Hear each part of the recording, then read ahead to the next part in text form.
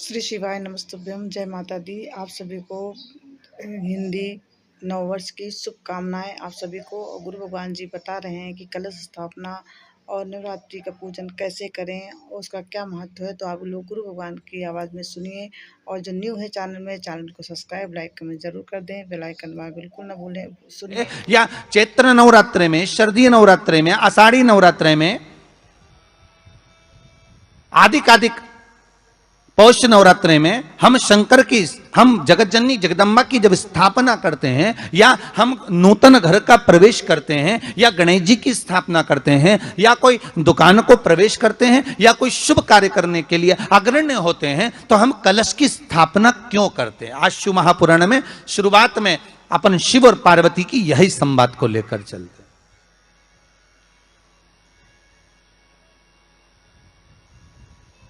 आखिर कलश में ऐसा क्या है, कलश के अंदर आखिर ऐसा क्या विराजमान है कि 33 कोटि देवता उस कलश के अंदर आकर बैठ जाते हैं। महाराज,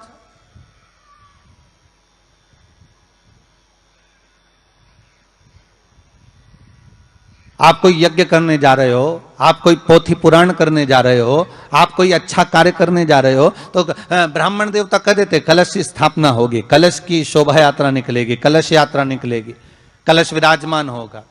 और आज हर की पौड़ी पर, प्रयागराज में, या उज्जैनी में, नासिक में जो बड़े बड़े कुंभ के मेले होते, कुंभ का मतलब भी तो कलश से होता, उसकी महत्वता क्यों है? उस कुंभ की, उस घड़े की महत्वता कहां से प्रकट हो गई?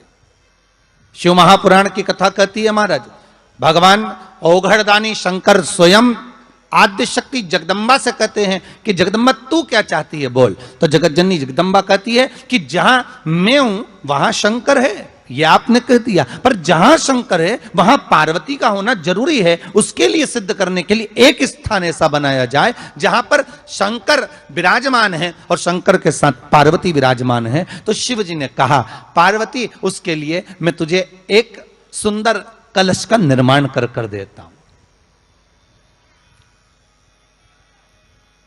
दुनिया का रचनाकार, दुनिया की रचना करने वाले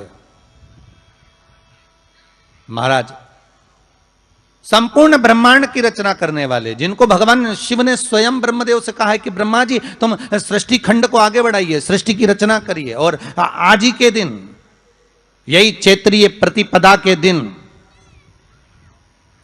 यही इसको कहते हैं नया संवत्सर, नया वर्ष।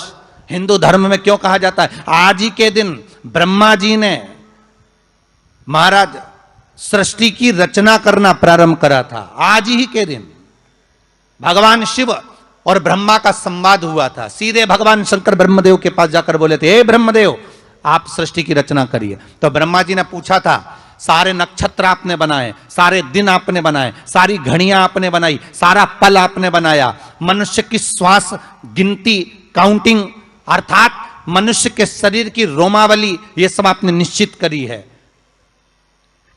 तो दर्शकों, आपने सुना कि गुरु भगवान जी बता रहे हैं कि घट स्थापना क्यों की जाती है, कलश क्यों रखी जाती है। तो आप लोग को अच्छे से जानकारी हो गई होगी। तो आप सभी को वीडियो अच्छी लगे ज़्यादातर शेयर करें, लाइक कमेंट जरूर कर दें। दर्शकों, बेल आइकन दबाना बिल्कुल न भूलें।